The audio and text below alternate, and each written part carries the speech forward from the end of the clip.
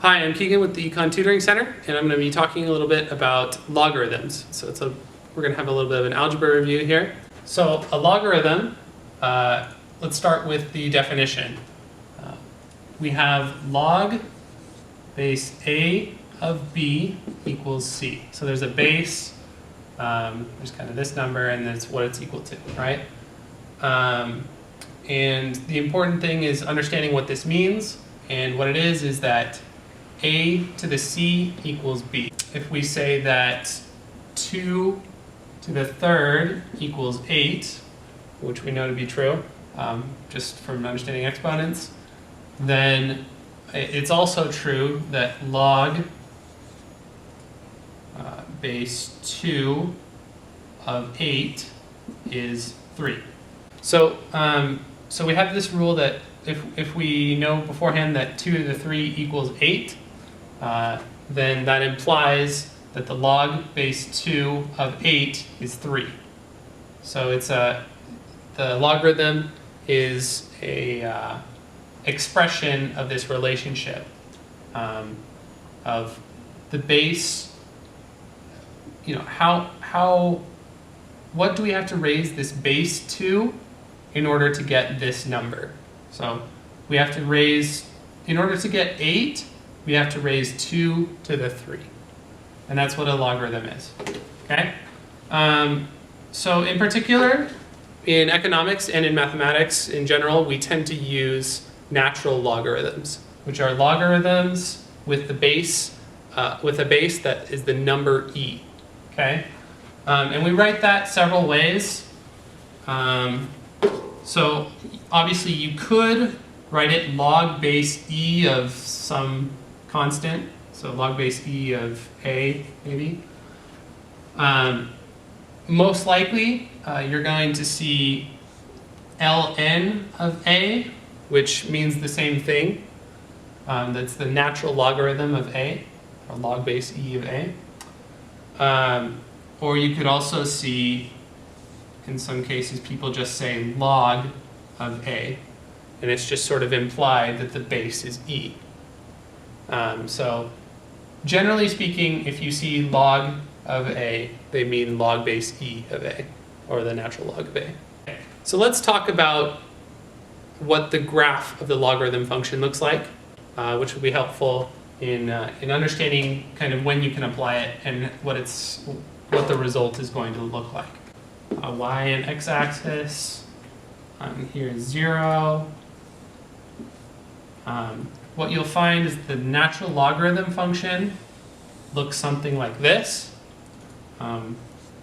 The natural log of 0 does not exist. Ln of 0 equals, doesn't exist. And what that means, returning back to our definition, is that e, so if we raise e to something and it's supposed to equal 0, well, there's no answer here. E to the negative a million is still just a really small number, and it never quite reaches 0. So that's why you can remember that there's this asymptote here, and it never quite reaches 0. And then it's negative up until x equals 1, if we're talking about the function natural log of x, right? It's our function here is y equals natural log of x. And then after that, it's growing. It's continually growing over this, over its domain. And another helpful fact that's often used is the fact that the natural log always is growing slower. As x increases, the rate of growth of the natural logarithm function just continues to slow and slow. So it grows at a very slow rate the further out you get. One other helpful thing about logarithms is that they can kind of simplify certain terms. For example, and that crops out of certain certain rules or properties of logarithms. So to introduce that, it's true that log of a times b is equal to log of a plus log of b. Okay? We could even write the parentheses if we wanted to. So there's this rule. So say log of x squared times e to the x is equal to log of x squared plus log of e to the x. So if we wanted to separate an expression, we might take the logarithm of it. And that's kind of a trick that we use. Another rule is log of a over b, or a divided by b, is equal to log of a minus log of b. So it's just kind of the analogous rule for division. And it's also true, this is the other really useful thing, that log of a to the b equals b times the log of a. Okay? So for example, log of e to the x equals x times the log of e. And a helpful rule to remember is that log, or natural log of e, is 1. So we would have, it's just back to x.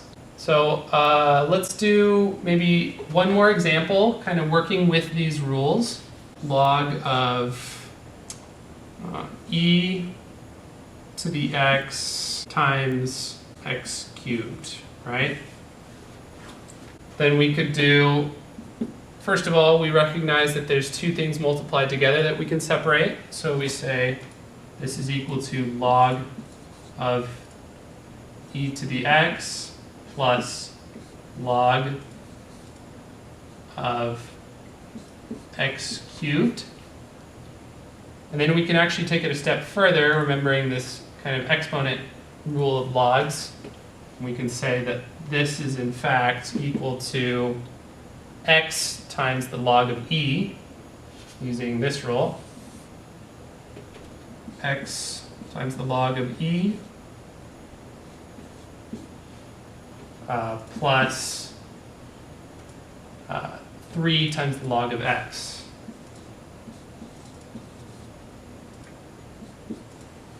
And then we can actually even simplify that further by saying log of e is 1. So we can actually simplify this even further, because so from here we have log of e to the x plus log of x cubed. And if we use this rule that involves exponents inside a log, then we can pull, for example, this x out so that it's x times the log of e, x times the log of e, plus 3 times the log of x. If we let, for example, in this case, x is a and b is 3, and we have b times the log of a. And that ends up, so apply that rule, we end up with 3 log x. Okay? And then we can also simplify just a little bit further by saying, well, the log of e is 1. So then we just have x plus 3 log x. And that's kind of the simplified version of this term, right? Of this. Okay, and then one last thing that's important to remember is that kind of what you can't do. So you cannot necessarily simplify log of a plus b or a minus b. There's not an easy rule for separating those out. So if you had log of e to the x plus x cubed, then there's not really an easy way to simplify this. But if they were multiplied together, then we could do all those rules that we just did. Great, so hopefully that's helpful to you.